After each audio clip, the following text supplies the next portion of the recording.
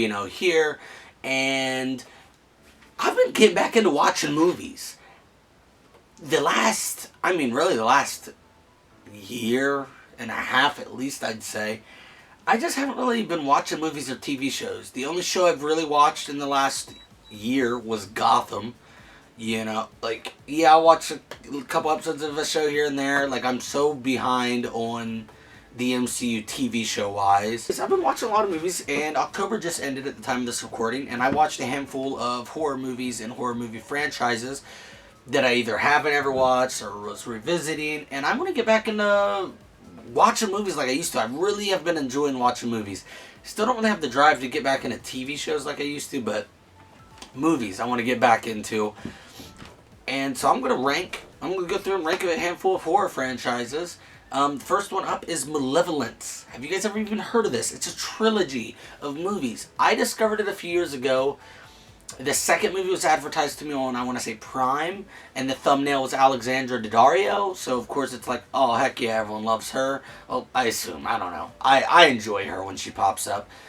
So I always told myself, yeah, I'll watch that franchise one day, and then I never did. And then I noticed it on Peacock, so I was like, okay, they got all three of the movies, let me give them a try.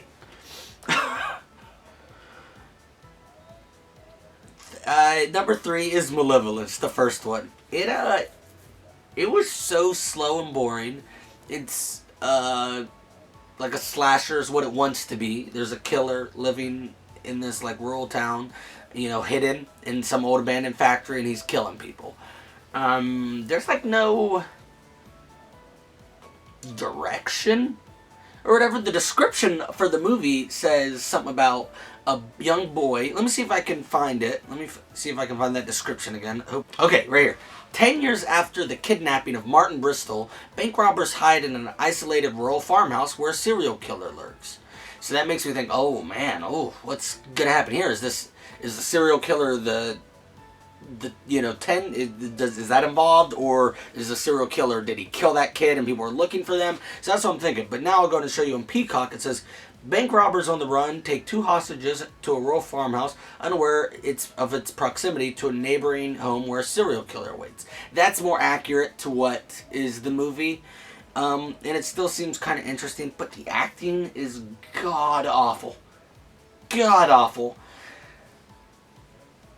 It's an okay movie. It's okay. You know, while I'm on IMDb, let's see. What did I rate it? Oh, I rated it a 4. 4 on IMDb. That's out of 10.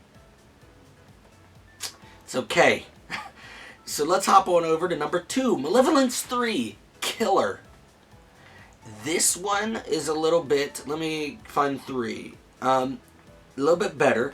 This one is a sequel to the first movie. Now, how these movies work, I hate when movies do this. The first one, it should be, timeline-wise, it's 2, 1, 3.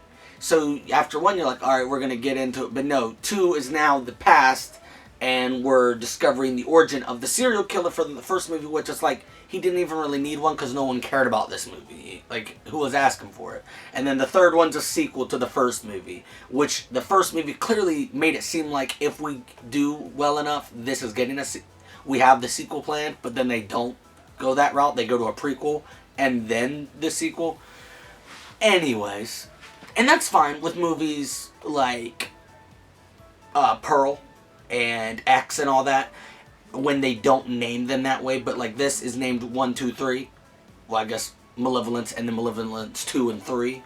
But also, sorry, I'm getting all over the place, but also the second movie, I'm assuming it was titled Bereavement Malevolent 2, because that's how it was advertised. Like, it puts that title first from what I'm seeing.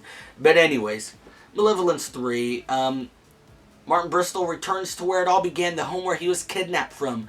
But he is not the boy who disappeared over 10 years ago, tortured and abused at the hand of his psychotic captor. And then, yeah. So now it's the killer from the first movie and the little boy in the second movie. He is back to where he was kidnapped originally, and he is killing people. Just for the heck of it, I guess. It's alright. The black cop detective guy that we meet at the very end of the first movie is back in this one. he's interesting. I like him enough. This one I also rated a 4. They're just okay. And it makes me mad that I remember seeing it advertised years ago, and I was so excited to watch this franchise eventually. I just never got around to it because I only saw the second one advertised. But yeah, it's an okay movie. There's really not a whole lot to say. And then we got, in first place, the second movie, Bereavement. That's on IMDb. It literally just says Bereavement. That's all it says. But on Peacock, it says Malevolence 2 Bereavement, but Bereavement is still bigger. So I think they maybe were trying to get away from that series, trying to make it seem like it was something new. I don't know. But the main character is Alexandra Daddario. She's what makes the movie, and it's still not very good. I rated it a 5. It shows the boy getting kidnapped, and I think that's this movie that shows it.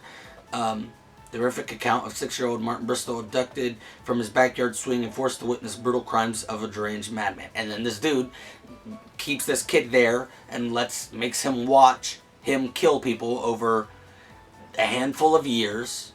And then 10 years after that is when the first movie takes place, I believe. So I think he's kidnapped, and then he's gone for a handful of years, like maybe 5 or so. And then so he's probably, I think, how old does it say? 6-year-old. He's abducted at 6.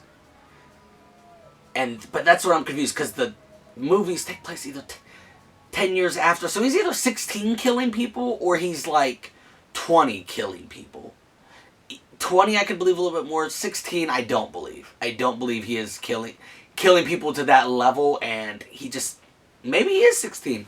But the timeline gets me a little confused. But this one's a little bit better just because of Alexandra Daddario's screen presence.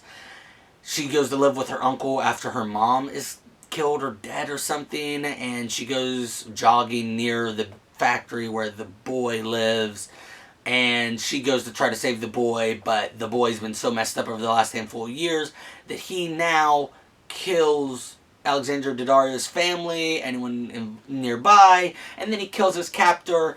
And yeah, it's just, this franchise is not a fun trilogy, but I forced myself through it as I normally do. Yeah, it's an okay trilogy.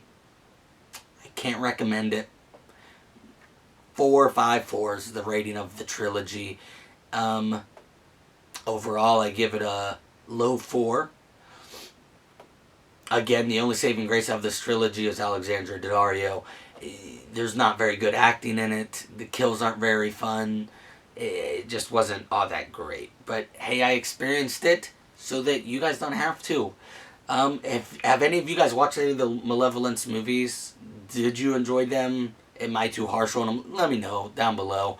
Till next time, I don't know. Maybe don't watch these.